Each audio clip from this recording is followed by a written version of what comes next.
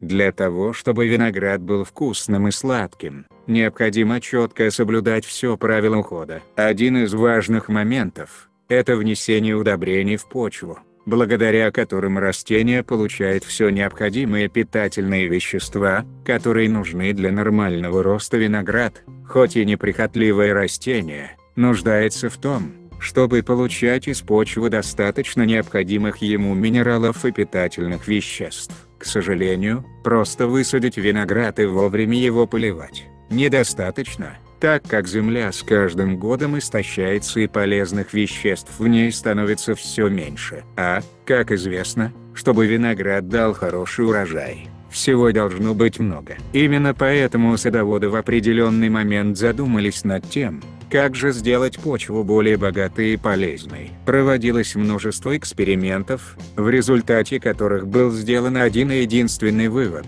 чтобы виноград вырос таким, как его ждут потребители, необходимо удобрять почву, вносить в нее все необходимые растению компоненты. К ним относят азот. Это вещество отвечает за рост побегов, образование листьев. Именно поэтому лучше всего вносить азотистые удобрения в самом начале сезона, а именно весной. Но самое главное, что сильно злоупотреблять ими не стоит, так как они нужны только на определенном этапе. Постепенно, с наступлением летних месяцев, потребность в азоте у винограда значительно снижается, а в августе азот только навредит. Вред состоит в том, что в это время растению необходимо укрепить древесную составляющую. При этом рост листьев и побегов, который спровоцирует азот, помешает данному процессу. Фосфор. Каждый садовод хочет, чтобы у него были самые крупные, самые лучшие грозди винограда. А чтобы они были именно такими, необходимо приложить еще много усилий в момент цветения кустов, чтобы соцветия были лучше, а затем и ягоды крупнее и слаще. Необходимо на этом этапе вносить в почву удобрения, содержащие в себе фосфор, который как раз и стимулирует рост хороших соцветий, а затем формирование и самих ягод. Калий. Практически все любители винограда, особенно те, кто занимается его выращиванием, знают, что, чтобы грозди созрели как можно быстрее, и при этом были наливными, необходимо ближе к осени вносить в почву калий, который будет отличным стимулятором роста и созревания. Но помимо данного качества, калий отлично подготавливает куст к зиме, повышая его морозоустойчивость. Медь. Вносят ее тогда, когда есть необходимость. Но особенно важно удобрить почву медью в начале лета, в июне, перед июлем, который считается одним из самых жарких месяцев,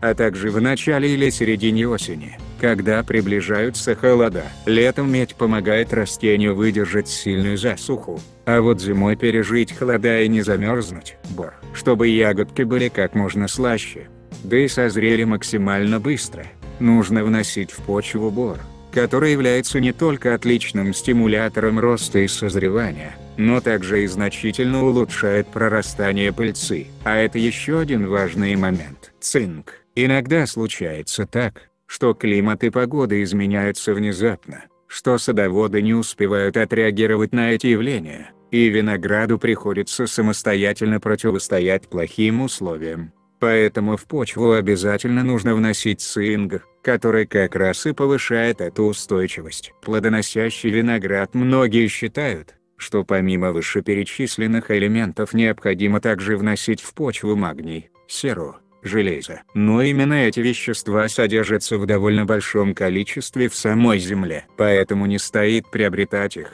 так как переизбыток удобрений порой играет и негативную роль, иногда даже большую, чем недостаток. Для новичков главным вопросом относительно удобрения почвы будет, когда нужно их вносить. На самом деле, выращивание винограда – это очень сложная наука, которая только со стороны может показаться простой. В реальности же необходимо точно подобрать срок внесения удобрения, чтобы в дальнейшем рост был таким, как ожидается.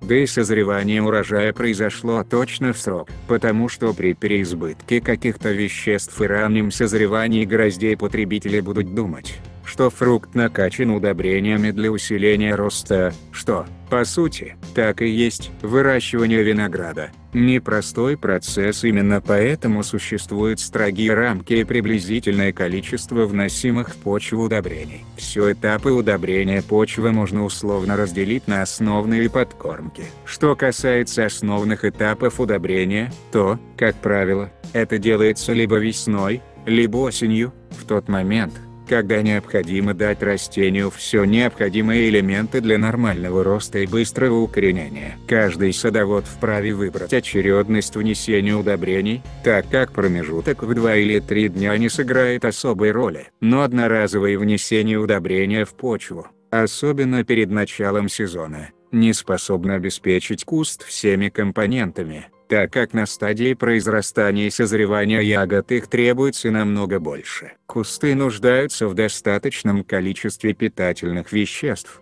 Поэтому, чтобы куст созревал и произрастал так, как того требуют стандарты, необходимо периодически, хотя бы раз в месяц вносить в почву все удобрение. Удобрение нужно вносить в почву 1 раз в месяц. Подкормка осуществляется только с одной целью – поддержание состояния. Но не все прибегают к подкормкам, так как считают это бесполезным занятием. Но даже на самой плодоносной почве, запасы питательных веществ и минералов постепенно истощаются, и результатов можно не дождаться. Уход необходим, а ваше внимание окупится старицей. Чистота удобрения не только вопрос о том, как удобрять виноград, стоит остро. Еще нужно обратить внимание на то, насколько часто это потребуется делать. Считается, что удобрить саму почву, чтобы восстановить в ней питательные вещества, необходимо начинать уже весной, как раз на том этапе, когда кусты постепенно просыпаются после зимы.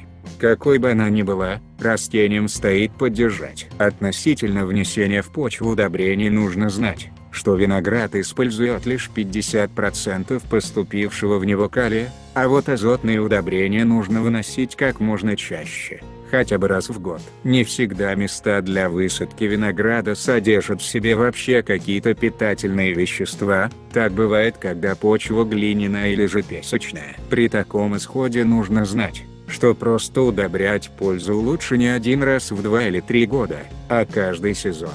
Если необходимо удобрить песчаную почву, то лучше всего в начале весны внести в нее удобрения, а уже затем проводить орошение, либо специальной машиной, либо при помощи поливальной техники. Как правильно вносить удобрения? Вносить удобрения нужно около корней в зависимости от того, какой этап наступил. Подкормка или основное удобрение, нужно выбирать тип удобрений. Прежде всего, стоит сказать именно об удобрениях. Вносить их нужно непосредственно рядом с корневой частью, чтобы максимальное количество минералов достигло корней как можно быстрее. Чтобы это сделать правильно, необходимо вокруг куста в радиусе примерно 60-80 см выкопать траншею глубиной около 50 см.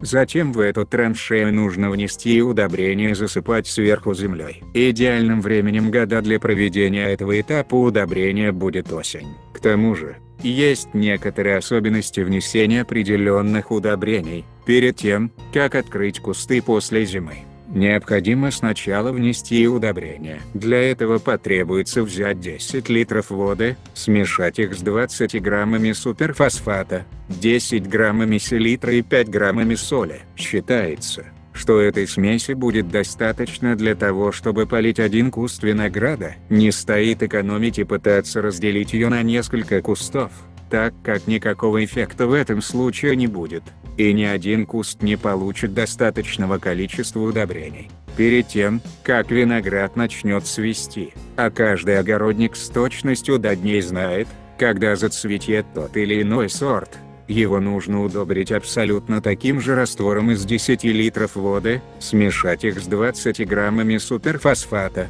10 граммами селитра и 5 граммами соли.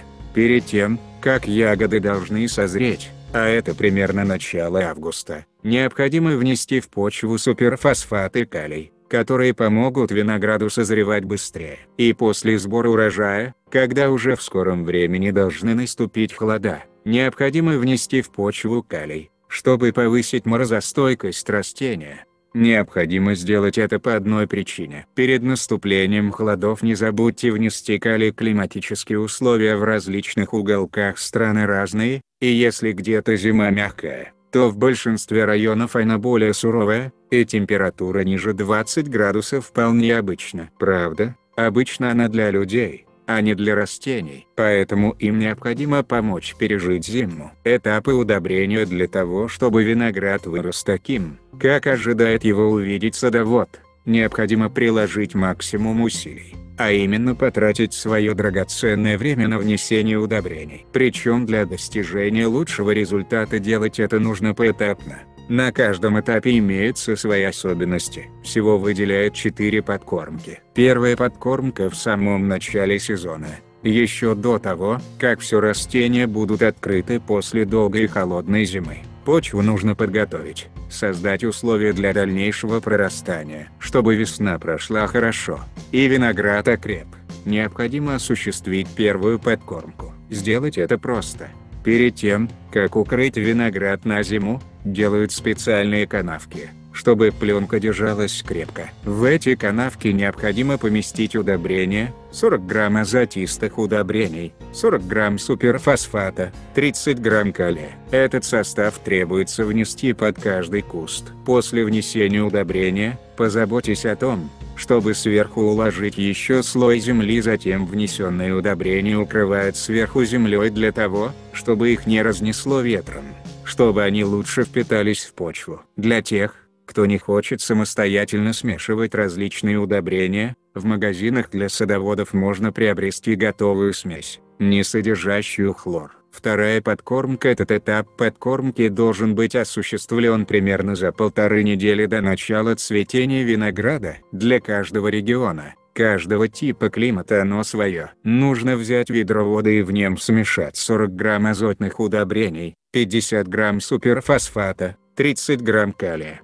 на каждый куст. На этом этапе можно использовать куриный навоз. Для этого нужно взять 1 ведро удобрений и смешать его с 2 ведрами воды. Затем этой смеси дать настояться 10 дней. После истечения срока необходимо разбавить полученный раствор в соотношении 1 к 5 и добавить туда суперфосфат и калий. Затем требуется вносить полученный раствор под каждый куст в объеме 1 ведро на 1 куст в заранее выкопанные канавки. Третья подкормка. Эта подкормка проводится только тогда, когда виноградинка сформировалась и уже достигла размеров горошинки. Внесение удобрений на этом этапе поможет скорейшему созреванию ягод. Четвертая подкормка. Во время этой подкормки под каждый куст нужно внести по 50 грамм калийно-фосфорных удобрений. Ни в коем случае нельзя добавлять азот, так как он больше навредит, чем принесет пользы. Азот может нанести большой вред винограду. Некоторые садоводы заменяют калийные удобрения золой,